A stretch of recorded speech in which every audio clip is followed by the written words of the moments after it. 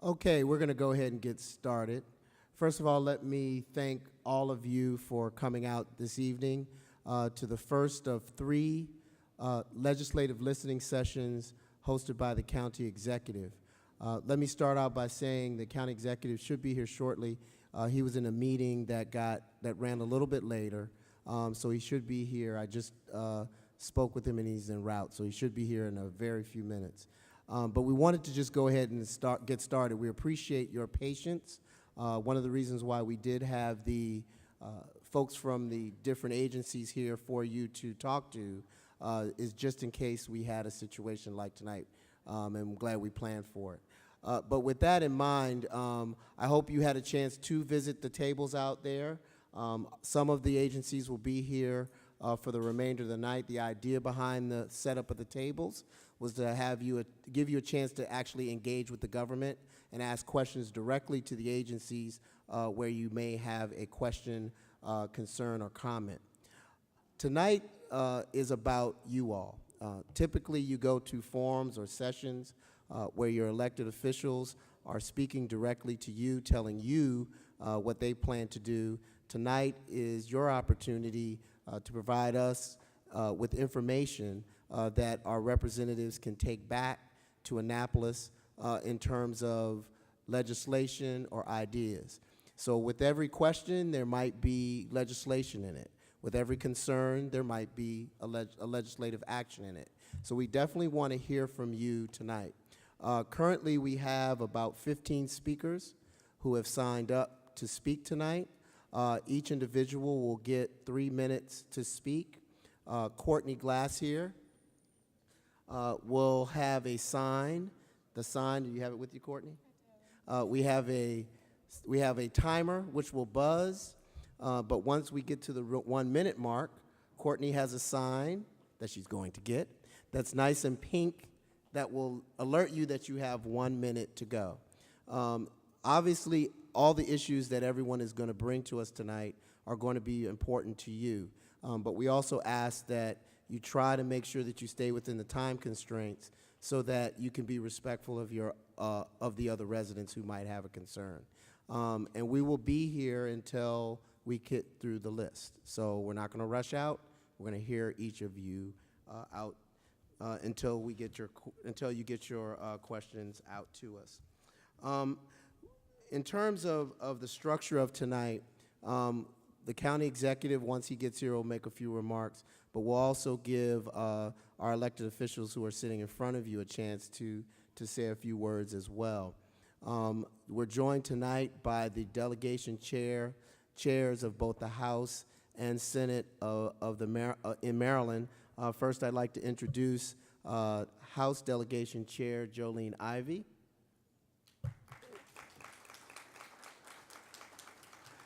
And Senate Delegation Chair Doug Peters. I believe we also have with us a few other elected officials. I believe I see Council Member Eric Olson in the back. Give him a round of applause, please. I think I also see Delegate Ann Healy there in the back. Give her a round of applause.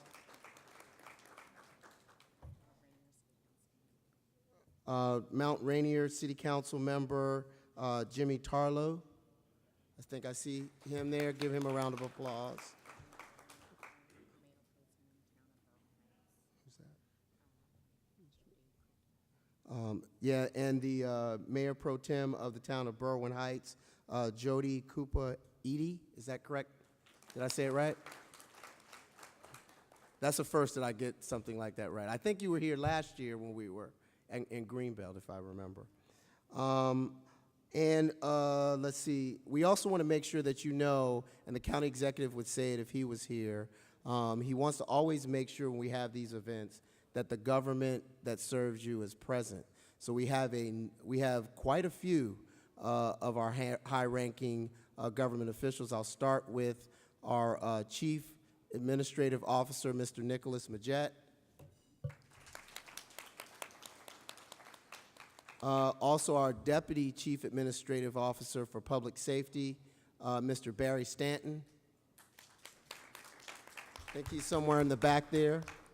Also, our Deputy Chief Administrative Officer for Finance and Administration, Mr. Thomas Himmler, is in the back. I don't believe we have any more of our, oh, I'm sorry. We also have our newly minted Deputy Chief Administrative Officer for Economic Development and Public Infrastructure, Mr. Victor Hoskins. And we have a number of agency heads who are here from the various agencies around the government. So if you're sitting, please stand and raise your hand. And if you're standing in the back, raise your hand. So as you can see, if you turn around, we have the full breadth of the government here to serve you. I think we also have a few Central Committee members, Democratic Central Committee members here. And if they could please stand. And if they're standing, just wave your hands, please.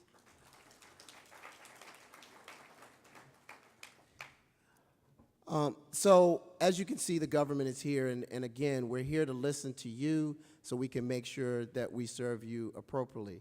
The county executive just arrived, but I think I'm going to go ahead and start with Delegate Ivey. If you could give us a couple words of welcome. Thank you so much. Thanks all of you for coming out tonight and really taking part in democracy. I think it's a wonderful thing. We have a few people among us who have taken part in democracy in a different way this year, and there are Democratic nominees who will be on the ballot in November. And we have Denny Taveras, who will be our council member. Danielle Glaros. Where are you, Danielle? There you are. Diana Fennell will be a delegate. And Jimmy Tarlow, who was introduced earlier from Mount Rainier Council, will be a delegate. So I think that's great. And on December the 16th in the evening at Sports and Learning Center, I hope that you'll all come out again for the local bill hearings. It'll be a time when you'll have the opportunity to hear what everybody thinks, and you can sign up and tell everybody what you think about legislation that will be considered in Annapolis, that state legislation that only affects Prince George's County. And I hope you'll come for that. And welcome, I'm glad you could come join us. Glad to be here. Thank you. Douglas, did you speak already? No, it's his turn. Senator Peters, would you like to say a few words? Good evening, everybody, and welcome. The county executive has arrived. He's in the building. This is my 6th year as the Senate delegation chair. I represent the 8 senators from Prince George's County. And I would encourage you, as Delegate Ivey said, to come down to the local bill hearings. We have no idea sometimes what's going to happen during the session. But when you go to local bill hearings, all of a sudden you get a real feel for the direction people are going. And you can come in and give input and actually help amend some of the legislation, support it, or even kill it if you don't like it. So I would encourage you to come out for the local bill delegation hearing. Thanks for holding this, and thanks for having us tonight. Mr. County Executive, it's all yours. Oh, there you go, I'm on. And I'm sure Barry will give me directions as to what I'm going to do since I just arrived. I don't know if Councilmember Eric Olson said anything or just acknowledged that he's here. Eric Olson's in the back. Can we give him a round of applause? Doing a great job. And with that, we're going to get started, or should I say some opening remarks. First of all, how's everyone doing? Thank you for coming out this evening. I should probably talk about why we're doing this. This is new for the County Executive Office. One of the things that we wanted to do as a team, and I've been so lucky over these last almost 3 years to work with some great individuals. The last year, with 2 years with Jolene as the chair of the House delegation, where she's done a marvelous job. And as she exits the House, I want to publicly thank her for leading the efforts on education in the county. We would not be as far, whether you agree with the legislation or not, we would not be as far as we are in improving our school system had it not been for her leadership and willing to take on tough issues. Same thing with the hospital. You know, funding for a brand new regional healthcare facility would not have taken place if we did not have the help of Delegate Ivey and Chairman Ivey. And I told her this, and I meant it. I think she will go down as, you know, the best chairman ever of the House delegation. And as a former chairman, that means I think she did a better job than I did, Brian Moe. Can we give her a round of applause for a great job, public service? And certainly Senator Peters has been a great partner to work with. I haven't asked for anything difficult in Annapolis. Have I? Never. That's not that's not my style.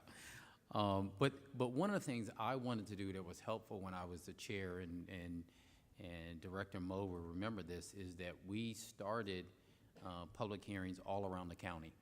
We decided before we went into Annapolis, we wanted to hear from citizens and residents about what's going on, and it was a great, you know, opportunity for us to actually help craft what it is we wanted to see happen. And so as county executive, one of the things that I wanted to do was actually have this listening session where we get to hear from you, but also we put a different twist. You know, I found there are a couple of things you could do for county executive, not really a lot, you know, but there are a couple of things you can do. It's amazing if you ask directors of departments to show up, they actually show up. I mean, I didn't realize that could happen, you know, but it does. So they actually show up here, and guess what? When they show up here, you can ask them questions, or when you ask me questions, I could actually point them out. Right, Chief Bashir? And they'll actually answer those questions that people have. And we can actually solve some of the problems here in real time. So it's a great opportunity for us to come out and meet you and to hear from you. With that, we will start the hearing. So a couple of rules of the road. The first thing I will do is we'll call the name, and I will also call the name of the person, which I'll say is on deck, which means that you'll be ready. So you can either get up and stand behind the person who's speaking, or you will just know that you're the next name on the list. Before I get started, too, I just want to remind you that, again, this is the first of 3 of these. The next one will be in South County, and that will be on October 3rd at Oxon Hill High School. The third one and final one, which will be held in Central County, will be held on October 16th, and that one will be at Herbert Flowers High School. So mark your calendars. If you have a particular issue that you want to remind us of 3 times, we welcome you to come to each of those sessions if you so choose to make your voice heard. That should be October 9th. I'm sorry. I thought I did October 9th first. Okay. I'm sorry.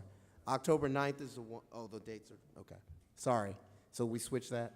It's the 16th at Oxon Hill and the 9th. Am I wrong? No, it's, Rouse. Okay. the 9th is at Oxon Hill Right. High School, Yes. and the 16th is at Flowers High School. Okay. Yeah, I thought that's what I said, but yeah, okay. Anyhow, This is how my Let's get government started. really runs. so our first speaker for the night is Laverna Williams, and on deck is Rita Butler. Okay, sure. We're going to Hold on. bring you a mic, Laverne. How are you doing?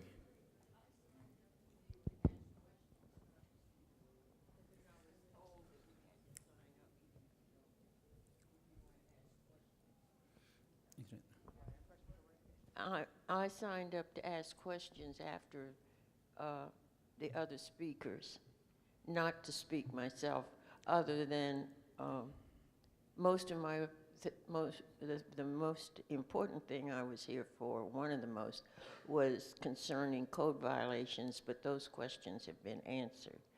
Were they answered tonight? Yes, Terrific. Can I ask who answered the questions for you?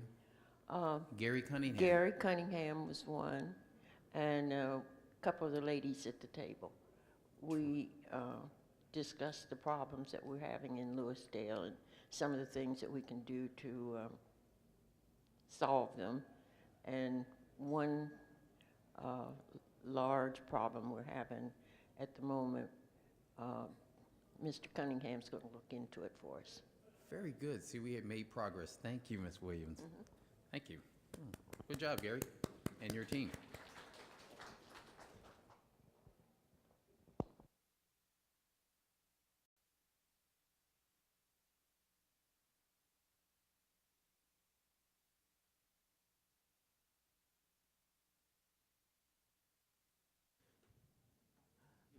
Before Ms.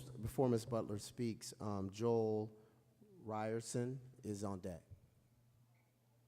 Well, okay. All right, I just had a couple of concerns. Again, I didn't sign up to speak to address issues, but rather to present issues.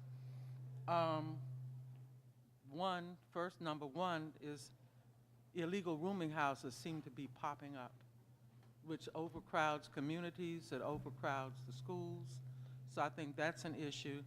We still have quite a few vacant properties that need to be looked into. And also for the December 16th bill hearings at the Sports and Learning Center, can people give their email and get copies of the bills in advance so that you know, you can think about it, ponder it, and know before you get there?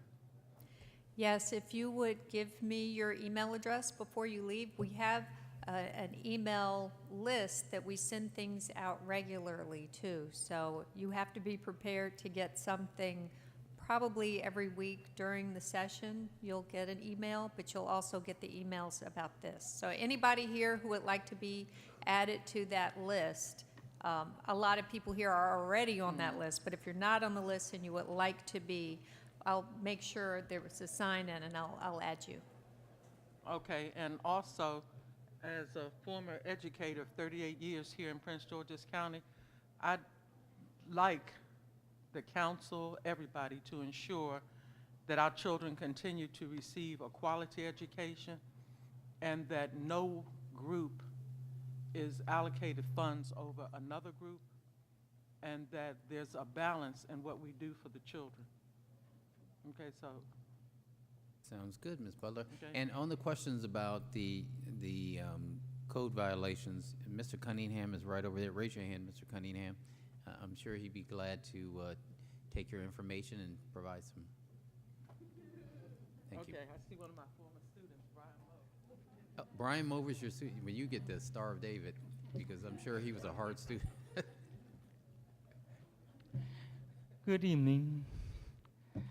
Joe Ryerson from District Councilman, District 2. I'm a long resident for 42 years. And my issue is the transportation, like focusing on transit, like bus and rail. The county bus is not good services because it doesn't pass 7 o'clock. It ends at 7. So, you know, I'm looking forward to the Purple Line, which is about 2020. It's only about a mile from my house, so I can take that every day when it's finished.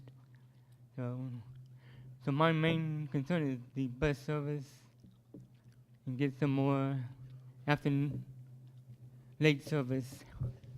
Thank you.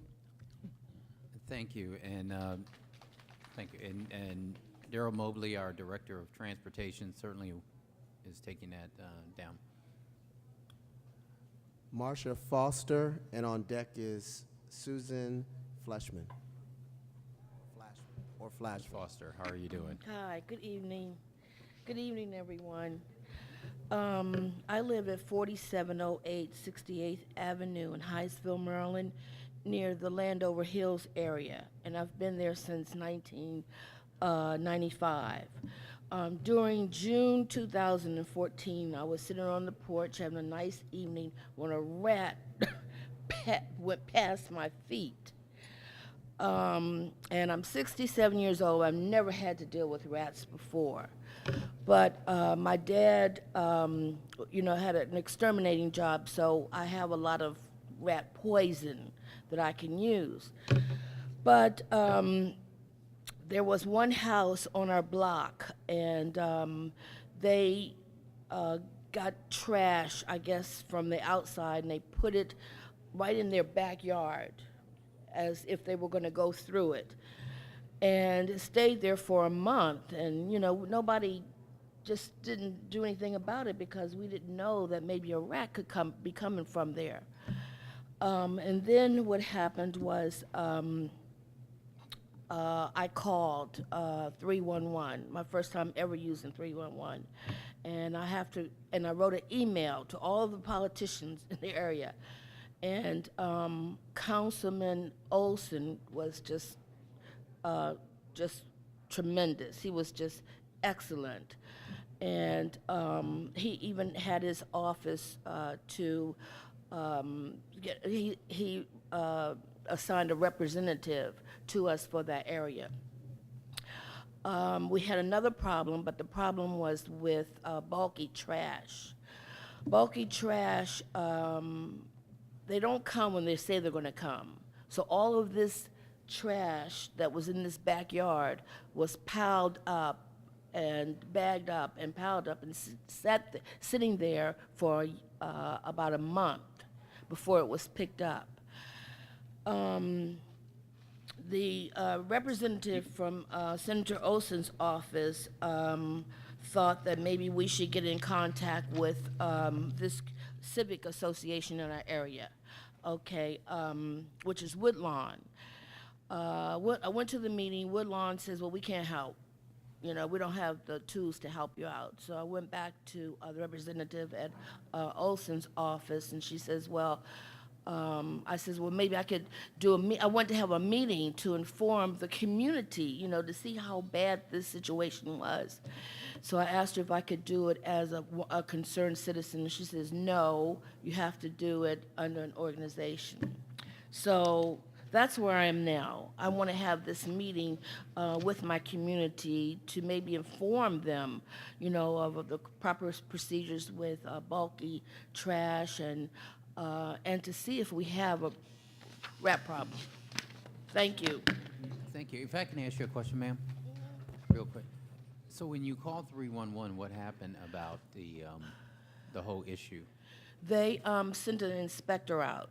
Okay. And the inspector inspected it, and since then, that will all happen like in June, and I haven't seen that trash like that before there. So the inspectors, they took care of that, Okay. and so forth. And the county did a very good job helping us out, but we were just thinking that maybe we should inform, The neighbors.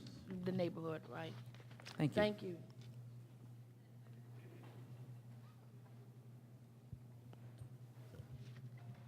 Good evening. Good evening. My name is Susan Flashman, and I've lived in Mount Rainier for over 20 years now. And there are a couple of issues that I want to bring to your attention that have been issues for me for a long time.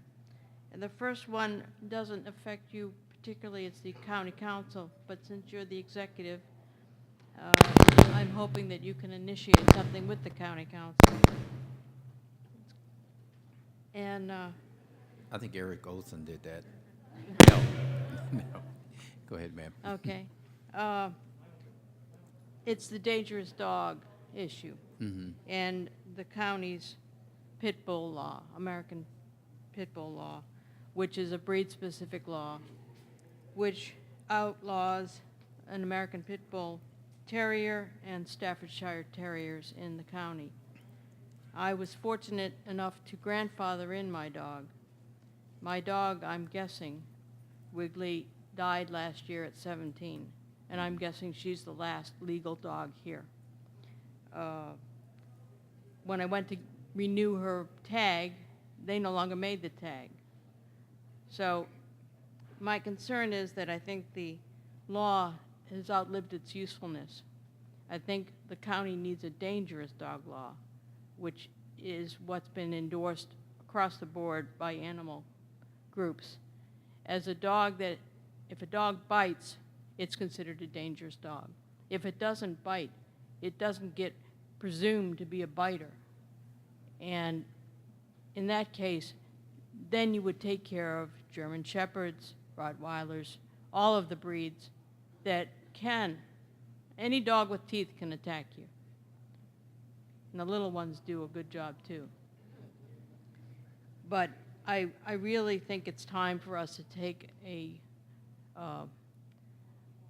current thinking, not 17 years ago, view of